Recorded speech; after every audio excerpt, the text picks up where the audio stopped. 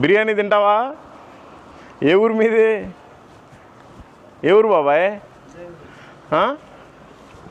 ఏ ఊరు బాబాయ్? ఇదే ఊరా? ఏం చేస్తుంటావు? ఏంటి ఇవి? బాటిల్ ఏరుకుంటావా? బాటిల్ ఏరుకుంటున్నావు, బాగానే ఉంది. ఆ గడ్డం ఎందుకు పెంచుకున్నావు?